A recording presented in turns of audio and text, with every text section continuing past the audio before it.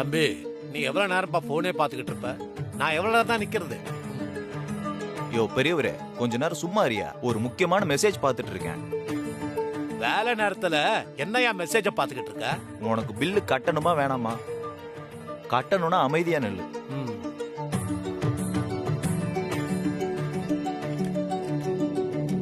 ராசாத்தி madam வந்துட்டாங்களா? இன்னும் வரலைங்க சார். கொஞ்சம் நவருங்க. இந்த பில்லை பாஸ் பண்ணுங்க, கொஞ்சம் அவசர வேலை இருக்கு.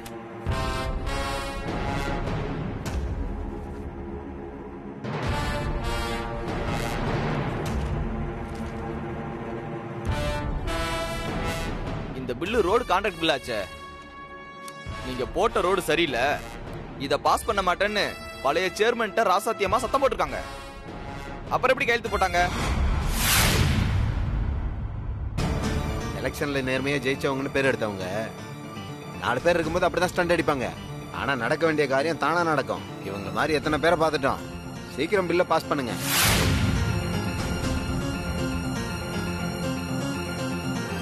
தலைவரே, பில்லு எத்தனை தடவை தான் பாப்ப? என்னால இதை நம்ப முடியலையே. இன்னும் கொஞ்ச நாள்ல உனக்கு சேர வேண்டியது வந்து சேரும். இதெல்லாம் ஓப்பனா பேச வேண்டிய விஷயமா? சீக்கிரமா சைனை போட்டு சீலை போட்டு விடு.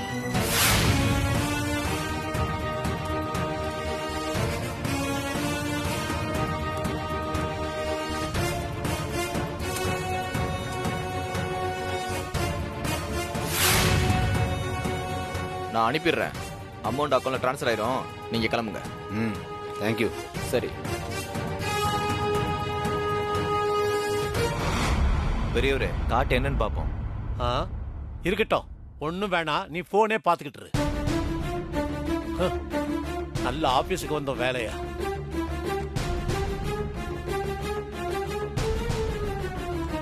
ஐயா, நீங்க என்ன வேலையா வந்தீங்க?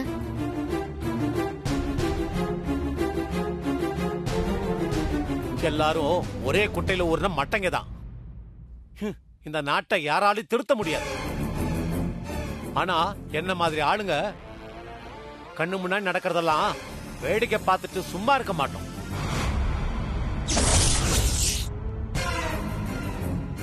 இத நான் சும்மா விட போறதில்ல. தகுந்த நடவடிக்கை எடுக்க போறேன்.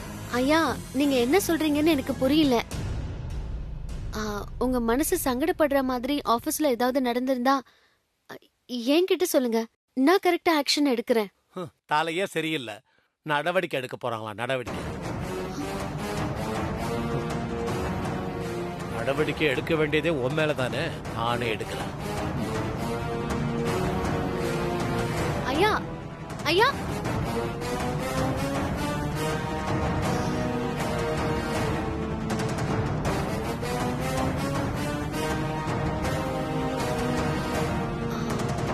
மிஸ்டர் கேசவன். சொல்லுங்க மேடம். அந்த பெரியவர் போறார்ல, அவருக்கு ஏதாவது தப்பு நடந்ததா? அவரு சங்கடப்படுற மாதிரி எதுவும் இல்ல மேடம். இவருக்கு அவர் கண்ணில் படுறதெல்லாம் குற்றம் தான் மேடம். இவருக்கு எப்போ வந்தாலும் புலம்பல், சண்டை, பிரச்சனை. இவரெல்லாம் ஒரு பொருட்டாவே எடுத்துக்காதீங்க மேடம். சரி. சரிங்க மேடம்.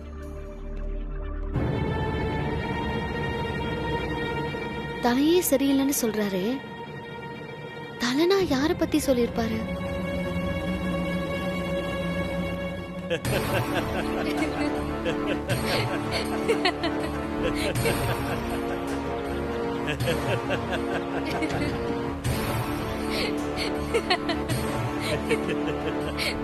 ஐயோ, இத நான் உண்மையிலேயே எதிர்பார்க்கல.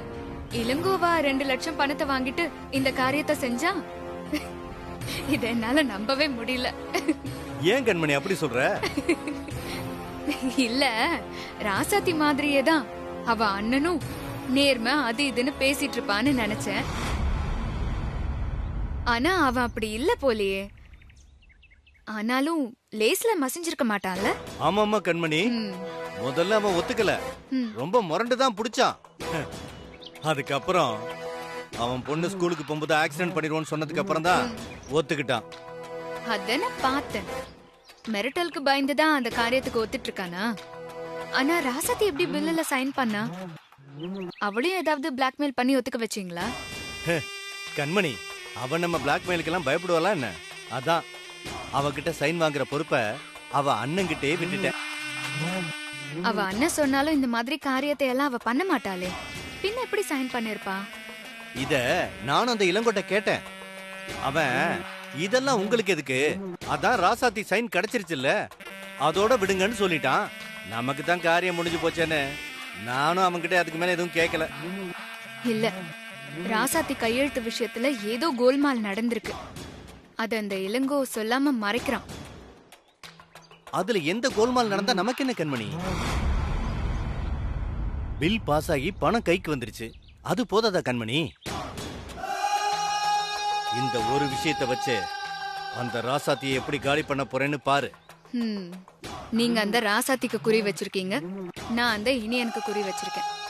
அவங்க கிட்ட இருக்கிற குழந்தைக்கு அம்மான்னு ஒருத்தி இருக்கிறது தெரிஞ்சு போச்சு. அவ எங்க இருக்கான்னு கண்டுபிடிச்சு அவளோட இனியனை லிங்க் பண்ணி ஊருக்குள்ள வதந்திய கிளப்பி விட்டா காட்டு தீயா பரவிடும். அப்புறம் புருஷன் பொண்டாட்டி 2 பேரோட மானம் மரியாதை காத்துல பறக்கும்.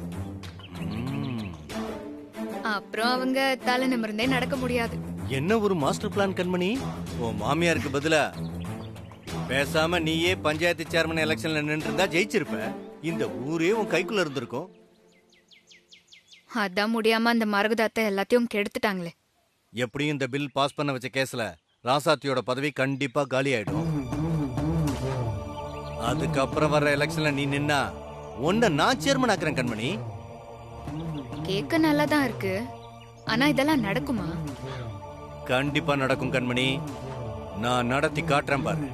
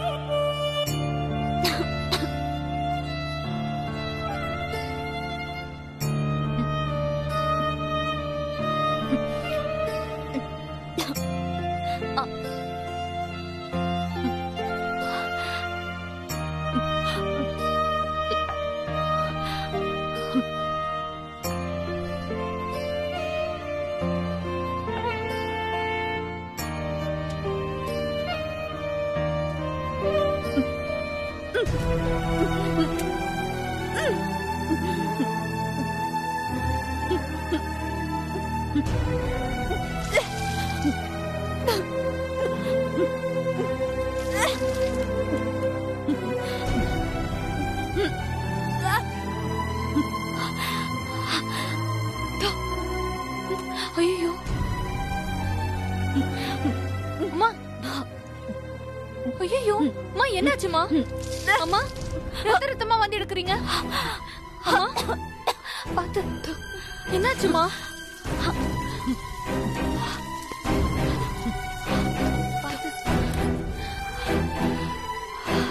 அம்மா என்னாச்சுமா? ரத்த ரத்தமா வாந்தி வருது. அம்மா, நீங்க வாந்தி எடுக்கிறத பார்த்தா எனக்கு பயமா இருக்குமா. குமரன் ஐயாக்கு போன் பண்ணட்டுமா? அதெல்லாம் எதுவும் வேண்டாம்.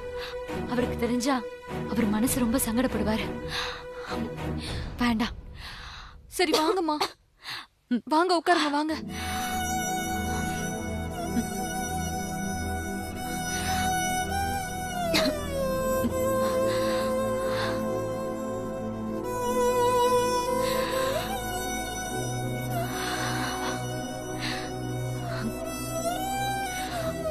உள்ள ஒரு மாத்திரை டப்பா இருக்கும், அதை மட்டும் எடுத்துட்டு வரீங்களா? எடுத்துட்டு வரேன்.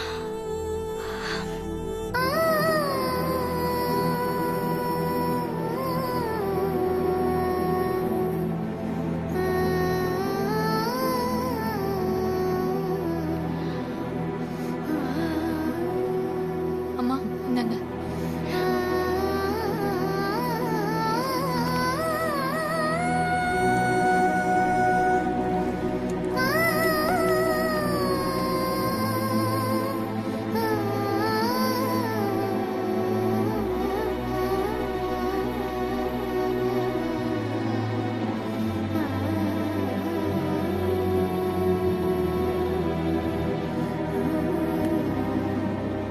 வாங்கம்மா டாக்டரை போய் பார்த்துட்டு வந்துடலாம். அதெல்லாம் வேண்டாம். மாத்திரை போட்டேன்ல, இன்னும் எத்தனை நாளும் எந்த டாக்டராலையும் என்னை காப்பாற்ற முடியாது. ஏம்மா இப்படி பேசுறீங்க? பின்ன எப்படி பேச சொல்றீங்க? உண்மை அதானே. நான் போறத பத்தி கூட கவலை இல்லை.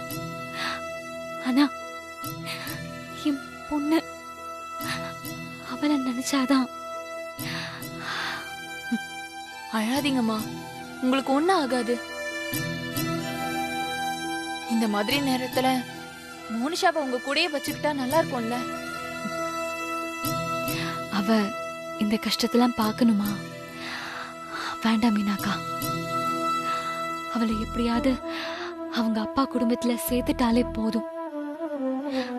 மற்றபடி எனக்கு எந்த ஆசையும் இல்லை.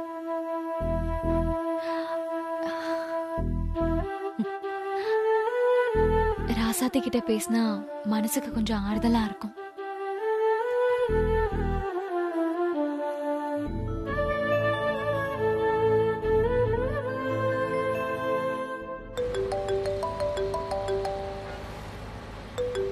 ஸ்னேகா,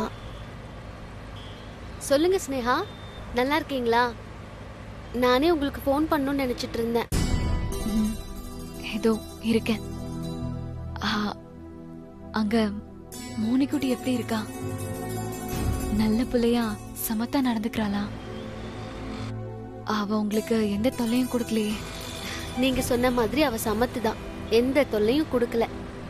அப்படியே கொடுத்தாலும் அவ எங்க வீட்டு பொண்ணு தானே, நாங்க பாத்துக்கிறோம்.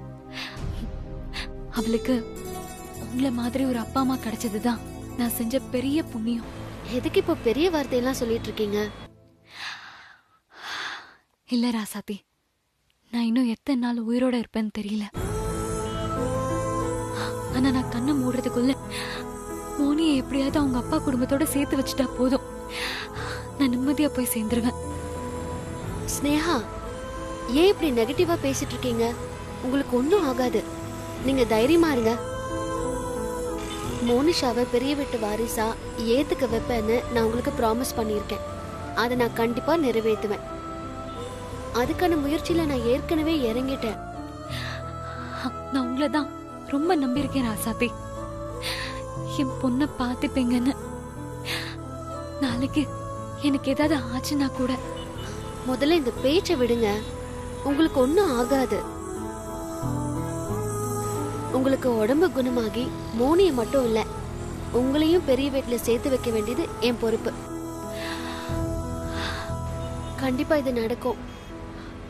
கடவுள் கைவிட மாட்டாரு, நம்பிக்கையா இருங்க. எனக்கு மறந்தே உங்க ஆறுதலான வார்த்தை தான். அதுக்கு தான் உங்களுக்கு ஃபோன் பண்ணேன். இப்ப மனசுக்கு கொஞ்சம் ஆறுதலா இருக்கு. சரி, நான் போனை வைக்கிறேன். நீங்க மோனிஷாவை பத்தி கவலைப்படாம ரெஸ்ட் எடுங்க. அவளை பெரிய வீட்டுல சேர்த்து வைக்க வேண்டியது என்னோட பொறுப்பு. ரொம்ப தேங்க்ஸ் ராசாத்தி.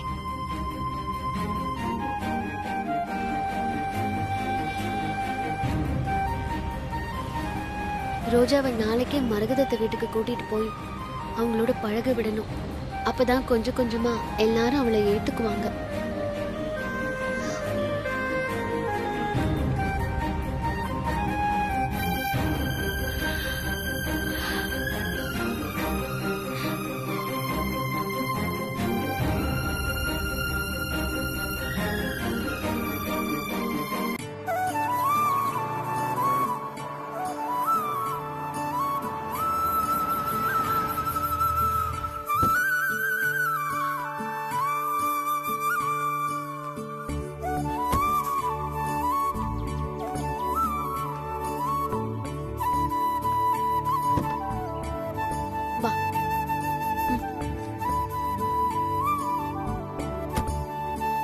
வா.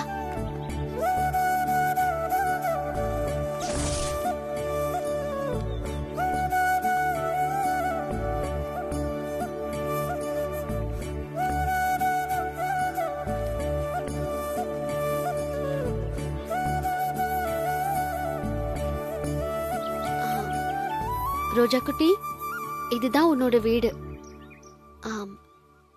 இங்கதான் உன்னோட அப்பா தாத்தா பாட்டி எல்லாரும் இருக்காங்க.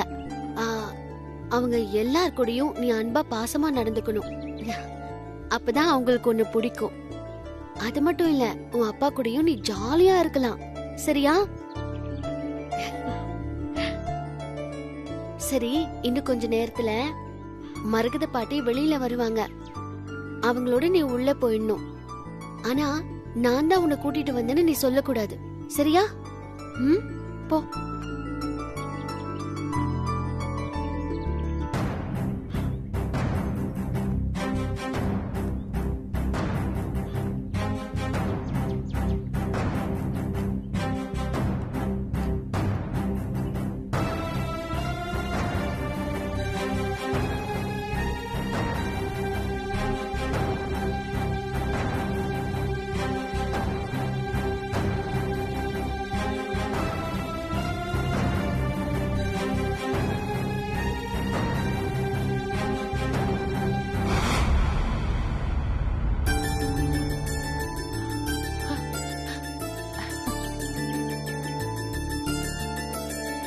ரோஜா,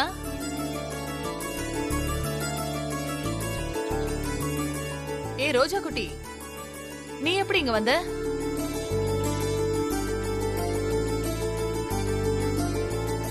நீ மட்டும் தனியாவா வந்த?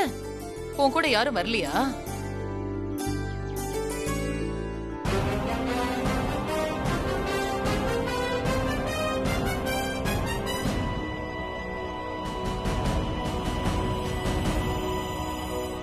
அந்த ராசாத்திக்கு கொஞ்சம் கூட அறிவே இல்ல. இப்படியா குழந்தைய தனியா விடுவா? அன்னைக்கு கோயிலையும் இப்படிதான் பொறுப்பு இல்லாம தனியா விட்டுட்டு போயிட்டா. அவளுக்கு கொஞ்சம் கூட குழந்தை மேல அக்கறையே இல்ல.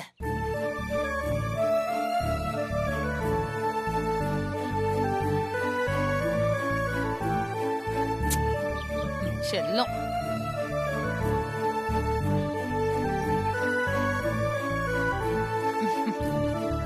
உள்ள போலாம் வா.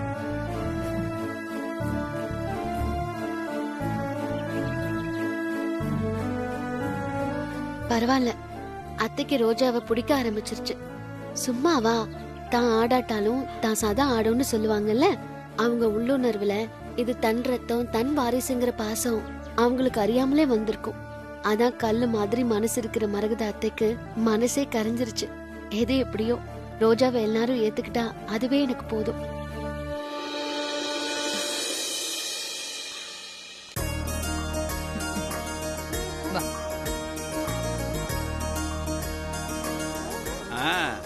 என்ன மரகதம், ரோஜா பாப்போட வர? இவ்வளவு எங்க பார்த்த? ரோஜா பாப்பா, வாங்க வாங்க வாங்க, தாத்தாக்கு ஒரு முத்து கொடுங்க, வாங்க வாங்க. என்ன ரோஜா, எங்களை எல்லாம் பார்க்காம உன்னால இருக்க முடியலையா? இவ எப்படிக்கா இங்க வந்தா? ராசாத்தி எதுவும் கூட்டிட்டு வந்தாளா? அவ எங்க கூட்டிட்டு வந்தா? ரோஜா குட்டி தனியா தான் வந்து வாசல்ல நின்னுட்டு இருந்தா. ராசாத்தி பொறுப்பு இல்லாம இருக்க மாட்டாளே, குழந்தை எப்படி தனியா விட்டா? ஆமாங்க, இவதான் ஏதோ தெரியாம தனியா வந்திருப்பான்னு நினைக்கிறேன். ஏம்மா, ரோஜாவை காணோம்னு ராசாத்தி வீட்டுல தேடிட்டு இருக்க போறா? ஆமால.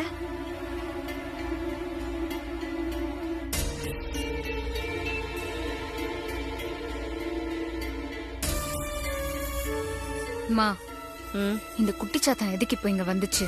இது எப்ப வந்தாலும் வீட்டுல பிரச்சனை தான் வரும். இன்னைக்கு என்ன பிரச்சனை வெடிக்க போகுதோ தெரியல. கண்மணி, இது காலை சுத்தின பாம்படி, கடிக்காம விடாது.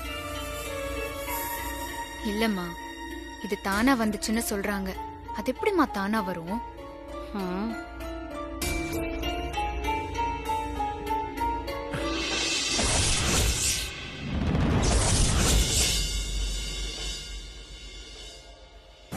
ரோஜா எப்படி இங்க? அதுவும் தனியா? நம்ம விஷயம் எதுவும் தெரிஞ்சு போச்சா? ஐயோ, வேற வழி இல்ல, பேசாம உண்மையை சொல்லிடுவோம்.